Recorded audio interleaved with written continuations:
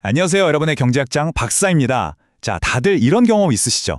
해외 직구하려고 어제 장바구니에 담아둔 물건 가격이 오늘 보니까 쓱 올라가 있는 거. 뉴스만 틀면 환율이 올랐다 내렸다 정신이 하나도 없고요. 이게 도대체 왜 이러는 걸까요? 오늘은 이중구 이창용 교수님의 경제학 원론을 바탕으로 이 복잡한 환율의 세계를 아주 간단하게 바로 수요와 공급 원리로 풀어보겠습니다. 정말 금방 끝나요. 자, 그럼 시작해볼까요?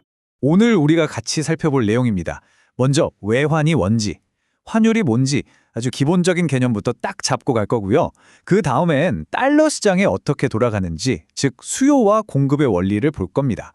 그리고 이 둘이 만나서 환율이 어떻게 정해지고 또 왜 자꾸 바뀌는지 그 이유를 파헤쳐 본 다음엔요. 마지막으로 오늘 배운 내용의 핵심만 딱딱 정리해 드릴게요. 자, 첫 번째 순서입니다. 외환이란 대체 뭘까요? 아마 여러분이 이미 일상 속에서 겪어본 이야기일 겁니다. 바로 이거죠. 아니, 교수님, 어제 분명히 100달러짜리 신번이었는데 왜 오늘 결제하려고 보니까 가격이 달라져 있죠? 이런 경험 다들 있으시죠? 정말 사람 당황스럽게 만들죠. 이 모든 마법 같은 일의 배후에 바로 환율이라는 녀석이 숨어 있습니다. 자, 용어 정리부터 아주 간단하게 하고 갈게요. 외환은요, 말 그대로 외국 돈이에요. 달러, 엔화, 유로 같은 거요. 그리고 환율은 뭐냐? 바로 그 외국 돈의 가격입니다. 가격표라고 생각하면 제일 쉬워요. 예를 들어서 1달러에 1,300원이다. 이건 뭐냐면 미국 돈 1달러짜리 하나 사려면 우리 돈 1,300원을 내야 한다는 뜻이죠. 간단하죠? 그러니까 결국 이 외국 돈, 외환도 우리가 시장에서 사는 배추나 아이폰처럼 그냥 하나의 상품이라고 볼 수 있는 거예요.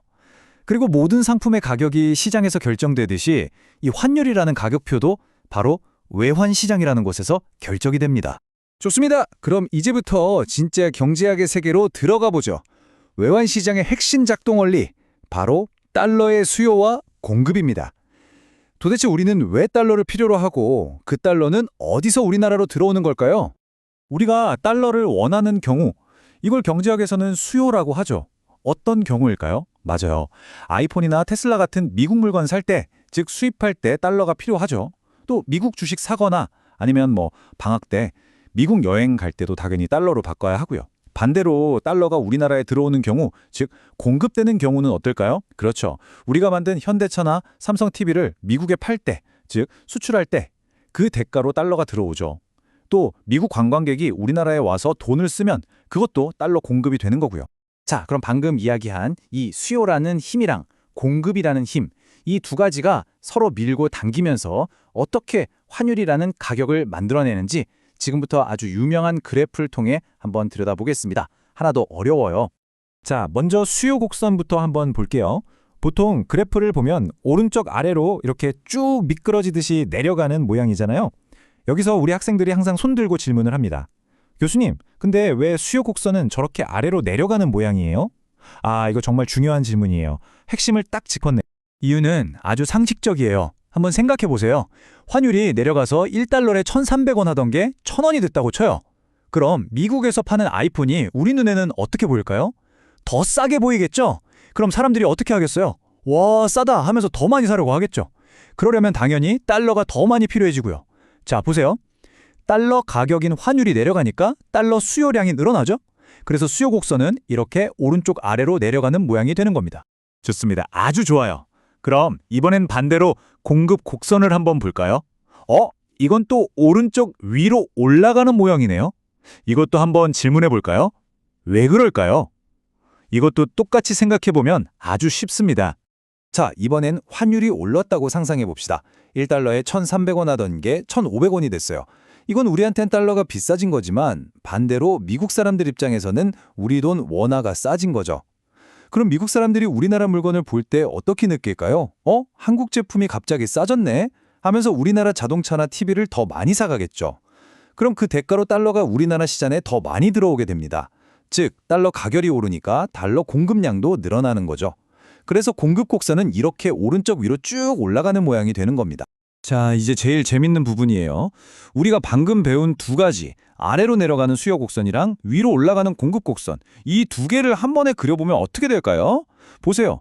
바로 이 교과서 속 그림처럼 X자로 딱 만나게 되죠? 바로 이 만나는 점, 점 E, 여기서 바로 우리가 매일 뉴스에서 듣는 그 환율이 결정되는 겁니다. 이걸 경제학에서는 균형점이라고 불러요. 달러를 사려는 힘이랑 팔려는 힘이 팽팽하게 줄다리기를 하다가 딱 멈춘 바로 그 지점인 거죠. 이게 바로 시장의 힘입니다. 정말 신기하죠? 그런데 말이죠. 이 환율이라는 게 아까 그 균형점에 얌전히 가만히 있지를 않아요. 그쵸? 매일, 아니 매 순간마다 계속 움직이잖아요. 대체 무엇이 이 환율을 계속 춤추게 만드는 걸까요? 환율이 움직이는 이유는 딱 하나입니다. 아까 그렸던 수요 곡선이나 공급 곡선, 그 선 자체가 통째로 움직여버리기 때문이에요. 예를 들어서 이 그림처럼 사람들이 갑자기 달러를 더 많이 원하게 되면 수요 곡선이 오른쪽으로 이동하고요. 반대로 시장의 달러가 줄어들면 공급 곡선이 왼쪽으로 이동하는 식이죠. 곡선이 움직이니까 만나는 점도 당연히 바뀌겠죠. 그러면서 환율도 같이 변하는 겁니다. 구체적인 예를 한번 들어볼게요. 우리나라 경기가 너무 좋아서 사람들 월급이 다 올랐다고 칩시다. 그럼 사람들이 뭘 할까요?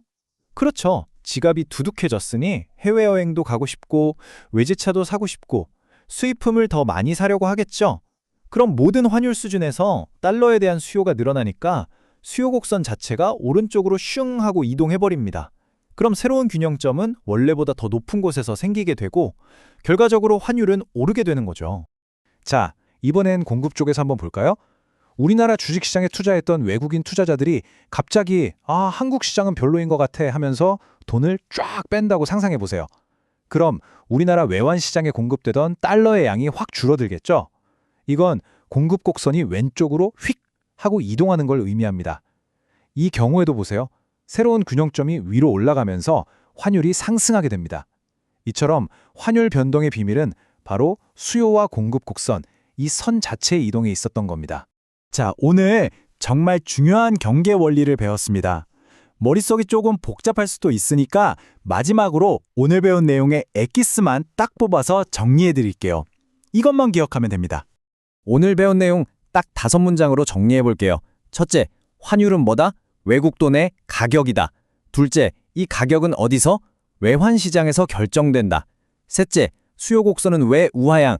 달러가 싸지면 더 많이 사니까. 넷째, 공급 곡선은 왜 우상향? 달러가 비싸지면 더 많이 파니까. 그리고 제일 중요한 마지막 5째, 환율은 이 두 곡선이 만나는 바로 그 균형점에서 결정된다는 것. 이 5가지만 기억하면 오늘 수업은 완벽하게 마스터한 겁니다. 그럼 마지막으로 제가 여러분께 질문 하나 던지면서 오늘 강의 마무리하겠습니다. 자, 오늘 배운 수요와 공급의 원리를 가지고 한번 생각해 보세요. 요즘 뉴스에서 계속 환율이 오른다고 난리인데 과연 그 주된 원인은 달러를 사려는 수요가 늘어난 걸까요? 아니면 시장에 풀리는 달러 공급이 줄어든 걸까요? 아니면 둘 다일까요? 한번 곰곰이 생각해 보시면 앞으로 경제 뉴스가 훨씬 더 재밌게 들릴 겁니다. 지금까지 경제학장 박사였습니다. 감사합니다.